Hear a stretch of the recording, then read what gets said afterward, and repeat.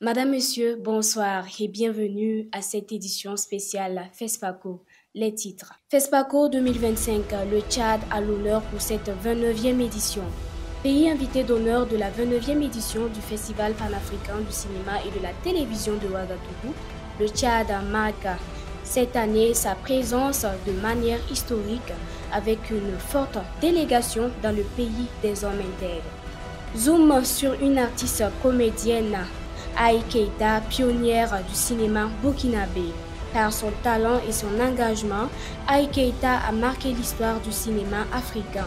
Présente dans plusieurs productions burkinabées, l'héroïne de Sarawinia n'est plus à présenter dans l'industrie cinématographique burkinabé. Comme annoncé en titre, le Tchad, pays invité d'honneur du Festival panafricain du cinéma et de la télévision de Ouagadougou, FESPACO 2025, marque sa présence avec éclat.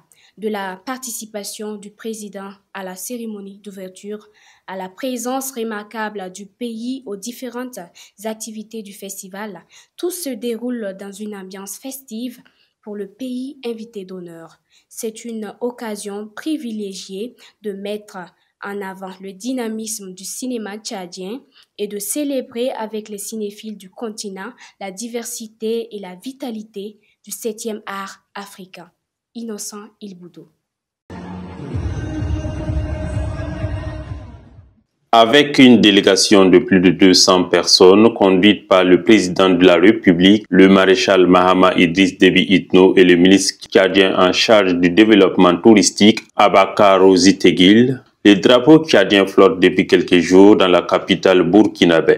Cette présence remarquable témoigne la volonté du Tchad à soutenir la souveraineté de l'Afrique et de renforcer son engagement dans la valorisation du cinéma et de la culture du continent. Le Tchad, en tant que pays invité d'honneur, est représenté par trois réalisateurs, donc trois films qui sont en lice.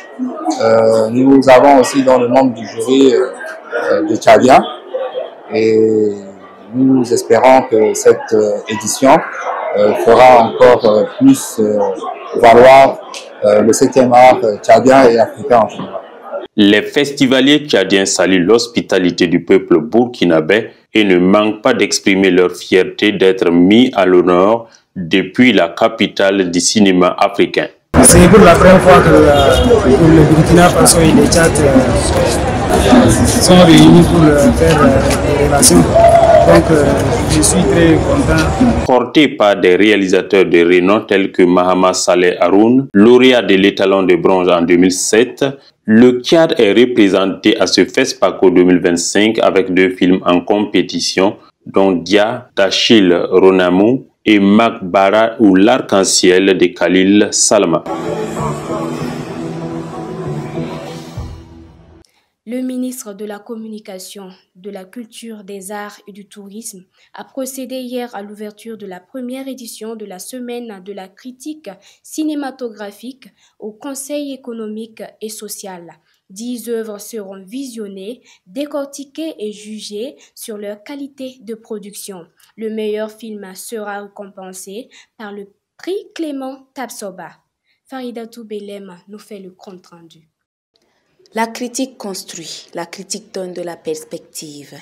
La semaine de la critique sera un tremplin qui permettra aux réalisateurs africains de remettre leurs films en question et de se réinventer dans la réalisation. Le FESPACO attend beaucoup de cette première édition. Donner une visibilité accrue à la critique cinématographique durant le FESPACO à travers une programmation diversifiée et inclusive. Proposer une sélection originale des films d'Afrique et de sa diaspora, choisis pour leur audace artistique et leur profondeur thématique. Créer un espace de rencontre et de discussion entre professionnels du cinéma, critiques et spectateurs. Favoriser la production et la diffusion d'articles de critique pour enrichir le discours autour du cinéma africain. Le comité d'organisation travaille de pair avec l'Association des critiques de cinéma du Burkina, ASCRIC-B, pour atteindre ces objectifs. Plusieurs activités sont prévues à cet effet. Des projections de films, 10 longs métrages composés de 5 fictions et 5 documentaires seront présentés. 2 panels. Le premier panel a pour thème la critique en Afrique, crédibilité, accompagnement et valorisation. Le deuxième panel, quant à lui, mettra en lumière la subjectivité constructive de la critique dans la valorisation des cinémas d'Afrique. Un masterclass animé par une figure reconnue de la critique. Ce moment d'édification portera sur le thème « Décoloniser le regard, la critique cinématographique face aux récits africains ». Pour cette semaine de la critique, un seul film burkinabé a été sélectionné. C'est Un transit de Samuel Thomissin Aderoukou, un documentaire de 60 minutes. Désignée meilleure cinéaste de l'année 2023, elle se fait distinguer par son talent et son savoir-faire. Auteure de plusieurs documentaires, elle revient à cette 29e édition du Festival panafricain du cinéma et de la télévision de Ouagadougou, où elle compétit avec 2 films, dont un long métrage et un court métrage. Innocent Ilboudo. Nous avons voyagé à travers un film. Une réconciliation familiale. Et ce film, c'est sur les traces d'un migrant, de Delphine Yerbanga. Lauréat du Grand Prix du président du Faso au FESPACO 2021, Delphine Yerbanga se présente cette année avec 2 films, Vérité des cœurs et Une si longue nuit. 2 films de genres différents mais qui traitent une question d'intérêt général. Avec Vérité des cœurs, un court-métrage, la réalisatrice fait découvrir aux cinéphiles la réalité du terrorisme. Voilà, c'est au Sahel où les terroristes font irruption dans des concessions et tuent des gens. Donc Amédée, qui est notre personnage principal, a été abattu froidement par des terroristes dans sa cour en présence de sa famille. Et donc la femme devra tout faire en fait pour enterrer son mari dignement. Une si longue nuit est le premier long métrage de Delphine. D'une durée de 85 minutes, ce film est également ancré dans la dure réalité du terrorisme tout en abordant un autre fléau, la violence conjugale. Et c'est en fait l'histoire d'un voleur qui rentre dans une maison pour voler et qui est témoin en fait d'une scène de violence conjugale et qui décide de prendre parti pour la femme. Mais malheureusement, le mari met sa femme dehors et elle part trouver refuge dans un restaurant qui malheureusement a été attaqué.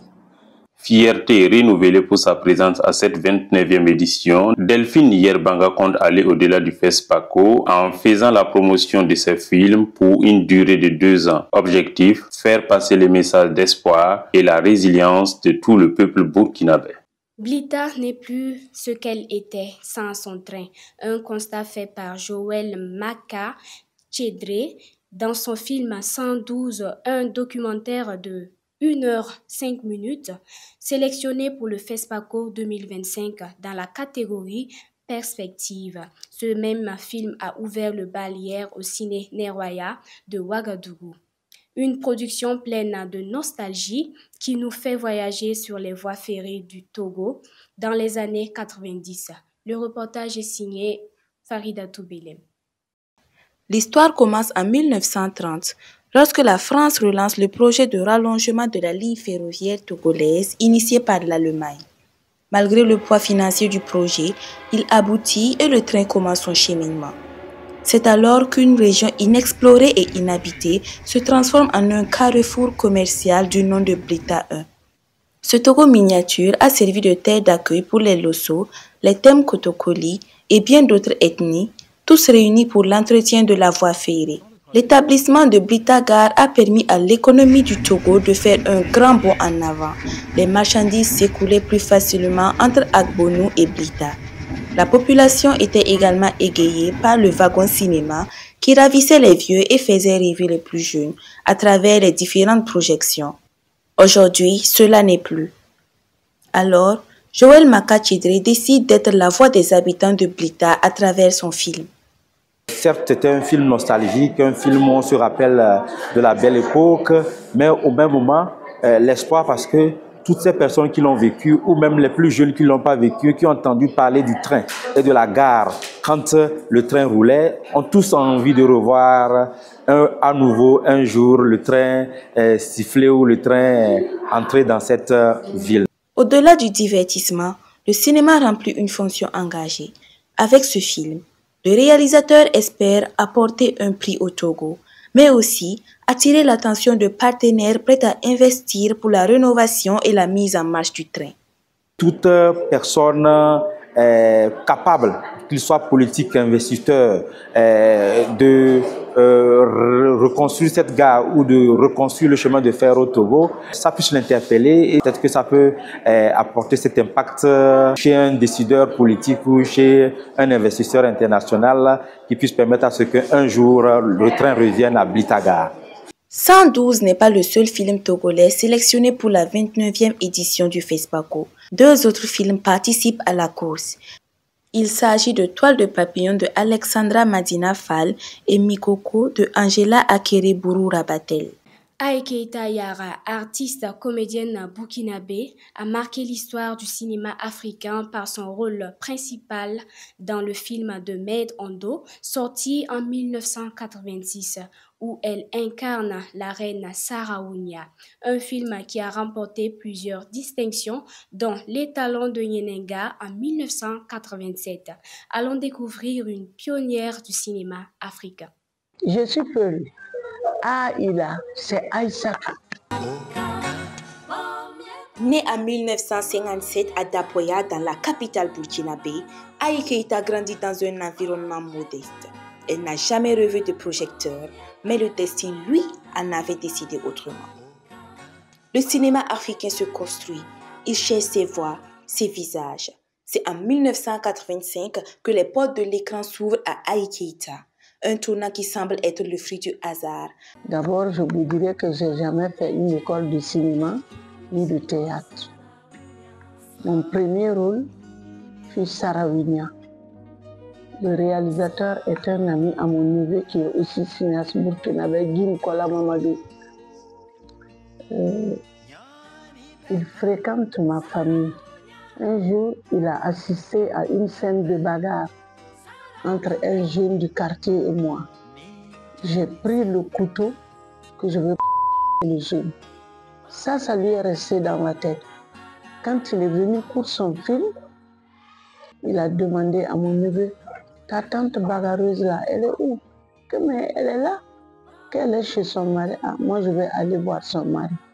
Que tu veux quoi? Non, je vais lui confier un rôle dans mon film. Des premiers pas prometteurs, puisque son tout premier rôle est le rôle principal dans le film Sarawinia du réalisateur mauritanien Maid Ondo. Comme tout autre domaine, le début devant la caméra n'était pas de l'eau à boire. Sur le plateau, le réalisateur était difficile. Tout ce que je fais, il dit c'est pas bon, on va reprendre. 2 fois, j'en pleure. Après la pluie, vient le beau temps, dit-on. Le film Sarawinia, le premier de Aïe Keïta, remporte l'étalon de Nyenenga, le plus prestigieux de la compétition du Festival panafricain du cinéma et de la télévision de Ouagadougou.